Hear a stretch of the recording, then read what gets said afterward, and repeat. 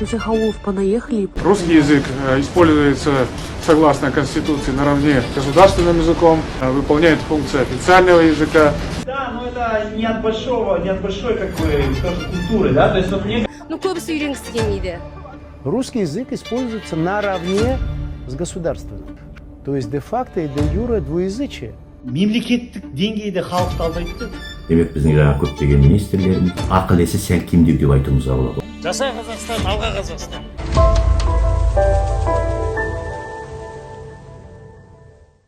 Мемлекеттік тіл дәл осы сұрақ әлі де көптеген азаматтарды мазалайды. Биік мінберлерден сөз көтеріледі, мемлекет қаржысынан ақша бөлінеді, бірақ еш нәтиже жоқ. Бүгін біз де осы сұраққа тағы да жауап іздеп көреміз. Ал сіздер арнамыздан алыстамай лайк басып, пікір жазып, бөлісе отырыңыздар. Сіз қалай ойлайсыз, мемлекеттік тілді білмейтін орыс тілді қоғам мемлекет тілін үйрену үшін қанша уақыт керек деп ойлайсыз? Үйренем деген адамдар уже баяғыда үйренетін еді ғой, нешеме жыл тұрып жатыр. Просто үйренгісі келіп жүрген жоқ.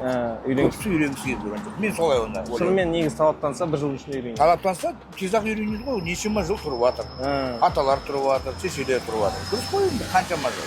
Өздерінің талаптары жоқ та. Мен үшін кемінде 3 ай сияқты. Мен үшін.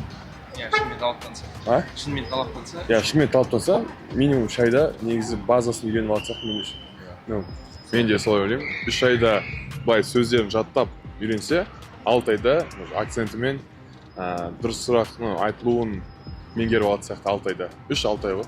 3 айда, сөздік қорды 3 айда үйреніп алып, ережелерін үйреніп, ал 6 айда таза айтылуын үйреніп алатын сияқты меніңше.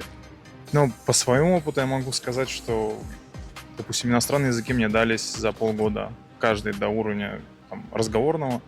Если английский это с A1, B2, условно полгода, на самом деле. При сильном желании, но если этого сильного желания нет или мало времени, тогда так мы уже все взрослые люди, год. Год на то, чтобы прям довести до хорошего разговорного. Мемлекеттік тіл, қазақ тілі деп көп айқайлайтын адамдар, жалпы солар халықты алда отырған мемлекеттік деңгейде президенттен бастап алда отырды. Білеміз да біз Қазақстанда мемлекеттік тіл орыс тілі. Ол шын бар ғой, Ана балалары қазақ школға береді ғой, баста. Қалай 10 класс бітіреді, 11 класс. Бәрі оқыса, сонда 10 жыл керек болады ғой. Қазағымыз, қайран қазағымыз, орысша сөйлемей, қазақша сөйлеп жүргені керек еді бізге. Шын айтам, осы Қазақстанда мен көзін көріп жүрмін.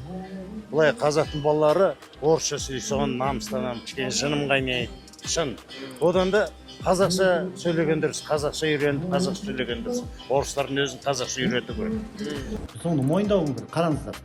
Заңдар 100% орыс тілінде қабылданады. Сенат, парламент отырыстары орыс тілінде өтеді. Орыс тілінде жазылады. Жарлықтар, заңдар орыс тілінде қабылданады. Білмеймін, ол әркімнің өзіне байланысты ғой. Ол үйренем деген адам, талпынысы бар адам 1-2 жылда үйреніп кетеді ғой. Ешқандай уақыт талап етпейді. Үйренем деген адам өзінің еркінде, өзінің қалауы болса, ол үйренеді да. Ал бізге деген сыйластығы жоқ адамдар, олар значит үйренгісі келмейді да. Біздің жерде тұрғаннан кейін әр еркек, әр әйел адам, басқа елдің адамдары болса да қазақша сөйлеу керек деп мен ойлаймын. Өйткені мен қазақтың адаммын. Қазақ болғаннан кейін, қазақтың баласы болғаннан кейін мен өзге елдің адамдар келіп бізге айтсам болады. Орысша сөйлеп, немесе біз дейтін түсінбеймін мысалы, орысша түсінбеймін мысалы. Орысша түсінген сөйлесе алмаймын да орысша. Сол қиындық тудырады да. Қиындық тудырады. Соның кесірінен біз дейтін жанжалдасуымыз мүмкін, қырылысуымыз мүмкін, немесе тағы да болады да. Ол керек емес нәрсе да. Қазақша білген жақсы да. Каждый адам Қазақстанда тұрғаннан кейін қазақша білу керек та. Ол уақыт талап етпейді да. Әр адамның өзінің ой санасында ол. Бірақ мемлекеттік деңгейде халықты алдайды, қит етсе айтады. Міне бізде заңда мемлекеттік тіл қазақ тілі ғой, сендерге не керек? Бүкіл 91 жылдан бастап халық сол алдап келеді. Ең қызығы заңдар орыс тілінде қабылданады. Тіпті мынау финансовый документ дейміз, 1С бухгалтерия. Есепші болу үшін, налоговыйға тапсыру үшін тек бір тілде, орыс тілінде, қазақ тілінде 1С бухгалтерия жоқ. Сондықтан мына мемлекеттік тіл деп айту ол бүкіл қазақ халқын мемлекеттік деңгейде алдау, афера деп айтуға болады. Ресейге орыс тіліне тәуелді Қазақстан, бірақ айтады, сендер телевизордан айта барыңдар, мемлекеттік тіл қазақ тілі. Иә, қазақ тілін көтеру керек, қазақ тілін қорғау комитет құру керек. Мынау мемлекеттік деңгейде обалванивание жүріп жатыр да. Сіздер? Менің ойымша, қазір Қазақстанда тұрып жатқаннан кейін барлық ұлт өзіміздің қазақ елінде тұрып жатқандықтан, мен ойлаймын, барлық осы Қазақстанда тұрып отырған дегенмен бәрі қазақша сөйлеп білу керек деген ойдамын. Қазақстанда достары болса, онда аз уақытта үйреніп алады. Аз уақыт ішінде, шамамен 6-7 ай. Менің ойымша, курстарға барып сөйтсе, 1 ай или 2 айда үйреніп алуы мүмкін. Соны қазақ та соны түсінеді де өз-өзін алдайды. Қуат саған не керек? Міне Конституцияда мемлекеттік тіл қазақ тілі. Шамамен 1-3 айда үйренсе, ары қарай уже ортамен араласып үйреніп кетеді ғой. Мен де сол жарты жылдың көлемінде үйреніп кетеді деп ойлаймын. Келісеміз соны? Келісесіздер. Менің ойым бар. Бір жылдың ішінде үйренеді. Өйткені қазақты қиын емес. Ынтасы болса, 1 айдың ішінде жаттауға болады деп ойлаймын мен негізі. 1 айдың көлемінде. Иә, 1 айдың көлемінде. Өйткені қазіргі Қазақстан дамып жатыр ғой, онда курстар көп бар. Көбісі үйренгісі келмейді. Өйткені еңбектенбейді. Өйткені любой жерге қазір барсаң, например, Совет өкіметінде туылған баламын, мысалы орысша оқығанмын. Соның өзінде де арасында орысшамыз қосамыз, енді біз білмейміз. Бірақ жалпы жаңағы үйде отбасымызда балаларымыз жаңағы қазақ тілінде оқиды, қазақша сөйлейміз, бірақ арасында орысша қосамыз. Әлі ойлаймын, әлі Қазақстан әлі нетпей жатыр деп, игеремей жатыр деп қазақ тілін. Өйткені документ бірдеме жасағанға барғанда сол жерде өздері орысша сөйлейді мысалы. Сол себептен де сол жағын бірінші дұрыстау деп ойлаймын. Нақты мен жауап бере аламын, себебі мен соцлингвистикадан хабарым бар адаммын.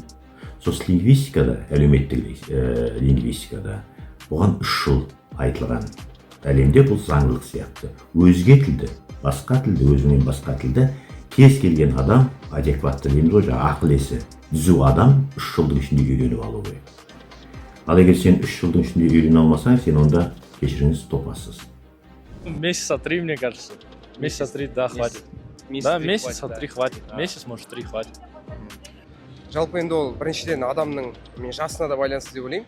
Ол бала ма, ол үлкен кісі ме, әлде орта жастағы кісі ме, және оның өмірінде қажеттілік болса, егер жұмысында болса, немесе мемлекеттік тілді білу оның былайша айтқан кезде өміріне қажетті дүние болатын болса, әрине ол жарты немесе 1 жылдың ішінде мен базовый сөздерді жаттап алады деп және сөйлеп үйреніп кетеді деп ойлаймын. Демек біздің жаңа көптеген министрлеріміз дейміз, көптеген өздерінше бастық болып жүргендеріміз өзінің мемлекеттік тілін меңгере алмаған. Оларды енді не дейміз, ақыл есі сәл кемдеу деп айтуымызға болады. Олар ренжісін, ренжімесін. Өйткені олар қазақ тілін үйрене алмай жүрміз деп айтатын болса, бұл оның кемдігіне ішті. Өкінішке орай. Ренжімесін олар бізге. Ну, я думаю, минимум несколько лет, если человек совсем не владеет языком. Ну, вот как гражданин, например, Узбекистана, я не владею, кстати, узбекским языком, хоть и живу там, да, мы не владеем языком. И если я сейчас поставлю цель прям его изучить, чтобы свободно им говорить, но мне минимум 2-3 года понадобится на это. Үйренуге қызығатын адам 3 айда үйренеді. Өзіміз үйренгеніміз ғой, дұры ма? Орысын үйрендік. Үйренетін адам тез үйренеді ол. Әрекет қылса үйренеді да. Әрекет қылмайтын адам 50 жылда үйренбейді. Сондықтан әлемдегі негізгі мәселе соцлингвистикадағы басқа тілді үйрену 3 жылдың ішінде кез келген тілді сен үйреніп алуға болады. Ал қазақ тілін Қазақстанда үйрену әрине одан да қысқа уақыт. Себебі теледидардан да бар, көршілеріңмен де сөйлесесің, басқамен де сөйлесесің. Ал Қазақстанда отырып алып, не дейміз жаңағы, Непал тілін үйреніп алу, әйтпесе Қазақстанда отырып алып шотланд тілін үйреніп алуға 3 жыл уақыт толық жетеді, өзге тілді үйренуге. Сондықтан Қазақстанда қазақ тілін үйренемін дегендерге менің өз басым 1 жыл уақыт беремін. Ал сіз қалай ойлайсыз, Қазақстан азаматтары орыс тілін білуге міндетті ме? Үйреніп орып қойған, өз үшін ғана, былай міндетті емес ол. Ең бірі өз тілін білу керек. Оған қазақ елінің тілін білу керек. Міндетті емес. Әркімнің өзінің қалауы, өзінің еркі болады. Бірақ негізі міндетті емес, иә, негізі ол міндетті деп ойлаймын, өзімнің ойымша. меніңше шынымен маңызды емес сияқты. Бірақ дәл қазір мен өзім жұмыста жүрген адаммын, жұмыс істеп жүрген. Менің жұмысына мысалы былай қарасаң, документация барлығы орыс тілінде. Екі тілде болады деп айта алмаймын. Көбіне орыс тілде. Сондықтан, егер өзіне жұмыста жақсы карьера керек болса, менің ойымша орысша білу маңызды. Бірақ болашақта менің қалауым деп айтса болады, орысша маңызды емес, мүлдем алып тастаса жақсы болады. Менің ойымша тура сол, қазақ тілін білу, то есть сондай ғой менің ойымша. Орыс тілін білу маңызды емес, бірақ ол өзіне пайдалы болады. Әр адам мысалы орыс тілін білсе, ол керек болады да бір болашақ уақытта, өзіне қазіргі уақытта. Ал негізі былай айтқанда мен де тура сол. Болашақта бәрі қазақша түсінсе жақсы болар еді. Ал бірақ дәл қазіргі уақытта алса, орыс тілін білу адамға пайдалы болады. То есть маңызды емес, бірақ өзіне пайдалы. Ну, как юрист, я, наверное, повторю то, что многие юристы уже говорят, да, вот это закон, есть закон об языках, есть конституция, в соответствии с которой государственный язык у нас признан казахский язык. Русский язык используется наравне в государственных органах и органах местного самоуправления. Во всех остальных сферах он применяется по необходимости. То есть необходимость, понятие как бы не раскрыто, но это имеется в виду, возможно, случаи, где вот затруднительное применение, допустим, казахского языка и так далее. Но если мы говорим, вот это банковская сфера, общепит, там, такси и так далее, вот эти все сферы, там идет, с точки зрения закона именно, идет использование государственного языка прежде всего, да, то есть по умолчанию, образно говоря. Никто не обязан знать какой-то язык, кроме государственного, я так думаю. Просто у нас же все наследие Советского Союза досталось, поэтому старое поколение-то оно знает язык, а новое поколение оно и не должно знать. То есть я считаю, что, вернее, даже сейчас, я думаю, что если человек рождается в Казахстане или в Узбекистане, он уже должен учить, скорее всего, национальный язык. Это нужно делать, потому что, во-первых, карьера, работа, это полезно даже для себя самого. И это в минус мне, хотя я не знаю национального языка.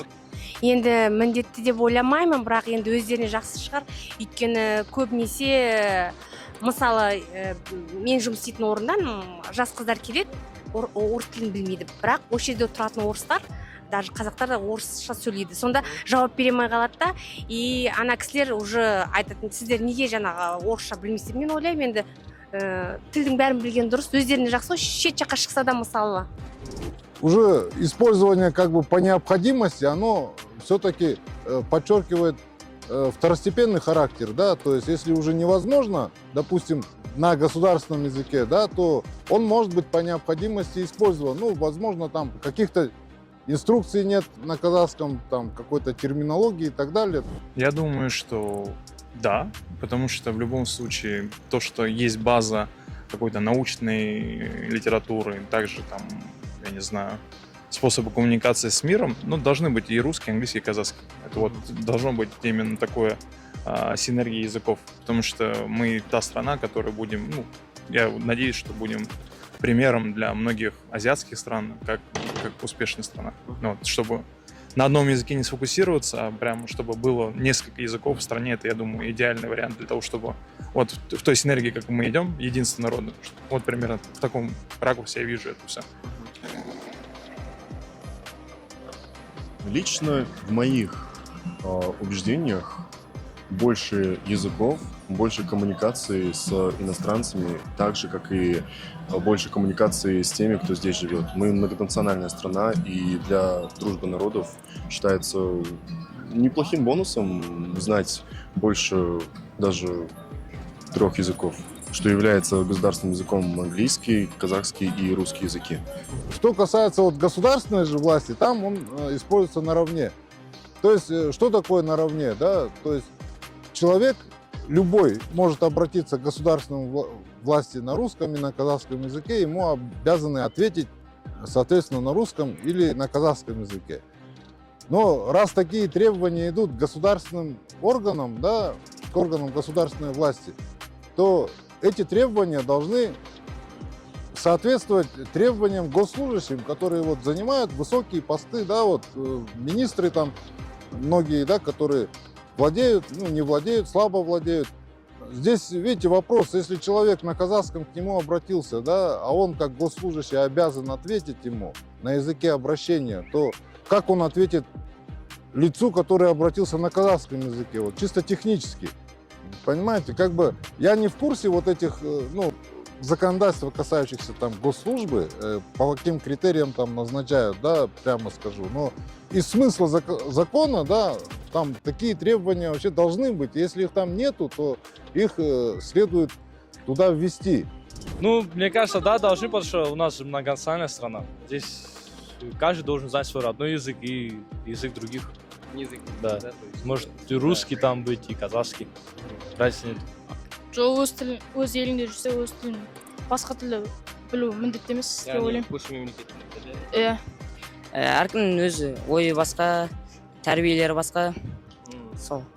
Касательно тех конфликтов, которые возникают при использовании русского, казахского языка и так далее, то есть они чаще всего возникают из-за неправильного толкования, да, люди считают, что вот русский он должен везде применяться. Между тем, то, что выходит за рамки государственной службы, органов местного самоуправления, там должен применяться везде государственный язык, и даже перевод на русский язык, он не обязателен. То есть, если вы открыли какое-то кафе, например, у вас меню на казахском он обязан предоставить, на русском это он уже должен смотреть по клиентуре, да, это уже вопрос такой, если он заинтересован там в клиентуре на английском языке, на русском языке, он может дополнить меню, да, там, сделать его русский перевод, там, английский перевод. Это уже, но казахский там обязательно должен быть. То есть в любом месте, где бы там ни находился он, да, в каких бы зонах там и так далее, казахский везде должен быть. То есть нарушения вот этого законодательства, они происходят повсеместно. Қазақша сөйлесін бәрі. Орысы да, қазағы да қазақша сөйлесін. Болды, айтарым сол мен. Мемлекетте ма керек жерінде білуген дұрыс, былай қазақ тілінде сөйлеген дұрыс па? Былай жалпы орыс тілін білуге міндетті емес деп ойлайсыз? Міндетті емес. Міндетті емес, да? Мемлекеттік тіл орыс тілі емес, сондықтан оны білу міндетін ешкім бізге міндеттей алмайды. Және орыс тілін білу сенің міндетің деп ешкім айта алмайды. Жас болсын, кәрі болсын. Бізде Қазақстанда қазақ тілі мемлекеттік тіл бар. Ол көптеген елдерде мемлекеттік тілді міндетті деп айтады. Мысалы, Испанияның заңында Испанияның мемлекеттік тілі испан тілі, жақшаның ішінде Кастиль диалектісі деген сөз бар. Екінші бапта Испанияның мемлекеттік тілін білу барлық испан азаматтарына міндетті деген сөз бар. Көптеген демократиялық елдерде міндеттейді мемлекеттік тілді білуді. Ал басқа тілді білу міндеттеу еш жерде жоқ. Адам енді 2-3 тілді білу міндетті емес. Сондықтан орыс тілін білу Қазақстанда міндетті емес. Иә, біздің атамыз 5 тіл білген. Алашорда не білесің өзің? Иә, вообще Қазақстан азаматтар білген бірінші тіл англичандар не істеген? Олар оқуын бітірмей өз тілін тек оқыған. Өз несі. Содан бері кім қандай шетелдіктің оқыса, пожалуйста. Түсіндің бе? Бірақ айтқанда балдар 5 жасқа дейін бар ғой, иә? Кішкентай кезінен үйрене берсе, 5 жасында уже 3-4 тіл біледі.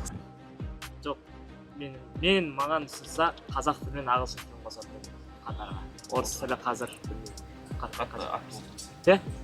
Жалпы. Орыс тілі тек қана заңда солай жазылған.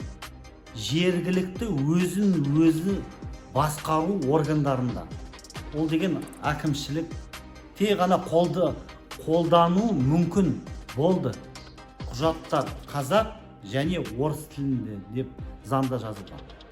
Ал енді мынау өте көп қолданады, ондай заң жоқ. Язык межнационального общения деген заң жоқ. Ал негізі орыс тілді қоғам мен қазақ тілді қоғам бір-бірімен қай тілде қалай коммуникация жасау керек деп ойлайсыз? Енді біз Қазақстанда тұрып отырмыз ғой. Мен санаймын өзім ең бірінші қазақ тілі болу керек. Дұрыс қой. Сен любой мемлекетке барсаң, сен любой тірлік істеу үшін сен олардың тілін білу керексің. Әр ел өз тілін сыйлайды, бағалайды. Сол сияқты мен де солай ойлаймын. Тек қана қазақ тілді болды. менің ойымша жоқ, әркімнің өзі әр қалай. Если оның орысша сөйлегісі келіп, оны түсінгісі келсе, мүмкін үйренуге не себеп, мысалы. Болады. Может, не знаю, вообще народный язык это казахский. Мне кажется, все должны знать казахский язык. Это такой сложный вопрос, на самом деле. Все должно регулироваться каким-то определенным законодательством. Насколько, да, на высшем уровне. Насколько я знаю, что по закону, вообще по законам многих стран, право владения своим родным языком – это право. То есть человек может владеть. Коммуницировать, ну, просто на каких-то уровнях становится сложно. Я думаю, что прям запретить язык, но так нельзя. Это может привести к каким-то конфликтам, это нехорошо, так не должно быть. Нужно мотивировать людей изучать язык, нужно делать какие-то доступные школы, программы школьные, чтобы изначально был интерес к этому языку. Вот я опять же повторюсь, я как человек, рожденный в СССР, и когда нам начинали преподавать узбекский язык, к нему не было никакого интереса. Тогда абсолютно все говорили на русском, и узбекского языка, по сути, в школе даже не было. Сейчас история изменилась, сейчас языка больше, вот, но это все должно решаться на высшем уровне, но ни в коем случае не приводить к каким-то конфликтам. Адам орысша ғана білсе, ол мен екінші адам әрине орысша сөйлеседі, амал жоқ. Бірақ енді негізі мен ойымша Қазақстанда тұрғаннан кейін шынымен қазақша білу керек әр азамат. Сосын адамдар өзара қазақша сөйлесу керек.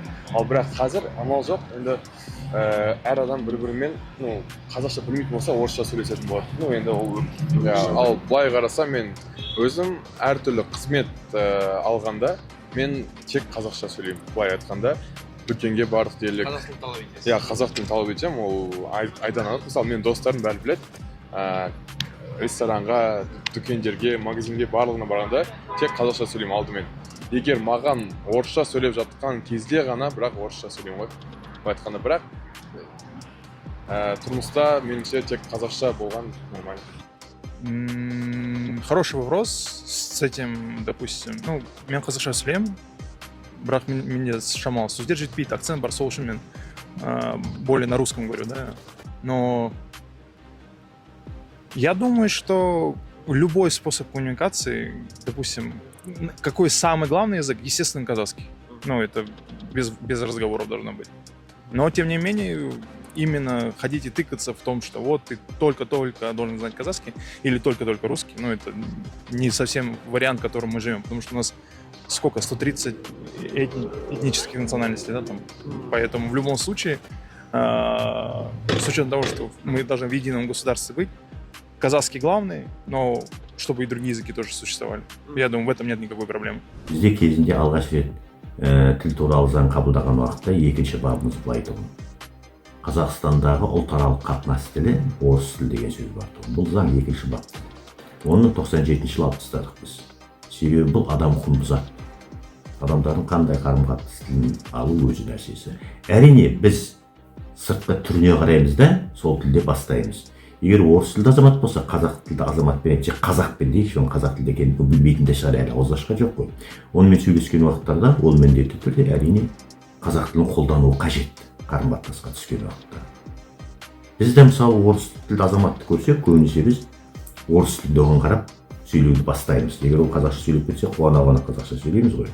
Бұл жерде бірақ бірдемені білуіміз керек. Қазақстанда заң бойынша да басқа бойынша да азаматтарды қызмет көрсететін мекемелер, кассалар дейміз бе, жаңағы дүкендер, тағы басқалардың бәрінде сен ол адамның түріне қарамай мемлекеттік тілде сөйлеуің керек. Себебі олар екі тілді ме, үш тілді ме білсін, бірақ қазақ тілінде олар саған жауап бере алатын болу керек. Сондықтан мен өз ойымша орыс тілді азамат, қазақ тілді азаматты көрген уақыттарда енді автоматты түрде дейді, автоматты түрде қазақ тілінде сөйлеуге кірісу керек та. Біз бірақ оған әлі жете қойған жоқпыз. Болды, менің ойым, халық айтарын только қазақ сөйлеңдер, қазақтың жерінде тұрған қазақ сөйлегендер. негізі қазақша сөйлеген дұрыс, бірақ біздікпен қазақша сөйлемейді. Қазақша сөйлейді. Мемлекеттік тіл. Иә, біз бәр тілде сөйлейміз. Тіліміз келсе де, келмесе де, жаңағы шет тілде де сөйлейміз, орысша да сөйлейміз. Біз қазақтар вообще кең халықпыз ғой.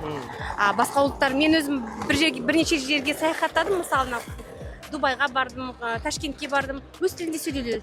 Сен қазақша сөйлеп тұрсың ба, сен тіліңді олар нетпейді, өз тілінде талап етеді. А бізде ондай жоқ.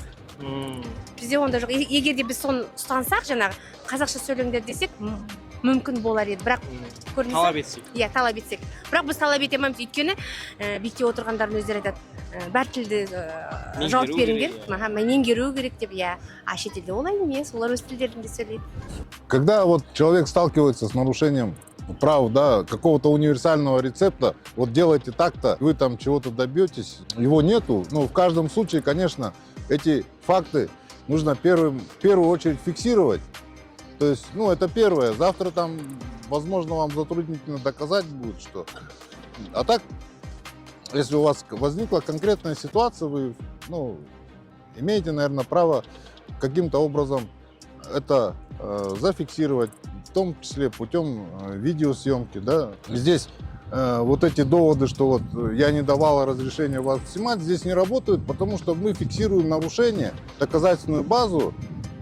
Для, допустим, в последующем мы можем обратиться в порядке, установленным кодексом об административных правонарушениях, написать в отношении вот этого лица, которое вас конкретно допускает это нарушение прав, написать соответствующее заявление. В административном кодексе уже, ну, в кодексе об административных правонарушениях уже есть конкретные составы правонарушений, которые предусматривают ответственность.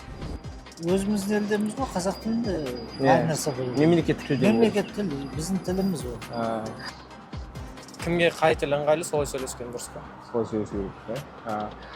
Мы должны требовать законодательных изменений в этой части. То есть мы должны более на системном уровне это подходить. Енді қазақтармен қазақша, орыстармен орысша сөйлесу керек енді. Бірақ орыстармен де қазақша сөйлесу керек, өз немен де, тілінде. Қазақ тілін үйрену. Мен де солай. Орысша бар ғой, ана тіл керек қой бәр жерде. Қазақ тілі болу. Любой жерге бар, иә. Сен өзі ана Америка бар, басқа жерге тұр, иә. Олардың тілін білмесең сені қабылдамайды. Қазір енді өкінішке орай адам орысша ғана білсе, онымен екінші адам әрине орысша сөйлеседі, амал жоқ. Бірақ енді негізі мен ойымша Қазақстанда тұрғаннан кейін мен қазақша білу керек, әр азамат. Сосын адамдар өзара қазақша сөйлесу керек. Орыс тілді қоғам мен қазақ тілді қоғам қай тілде сөйлесу керек? Қазақ Республикасында. Әрине мемлекеттік қазақ тілінде.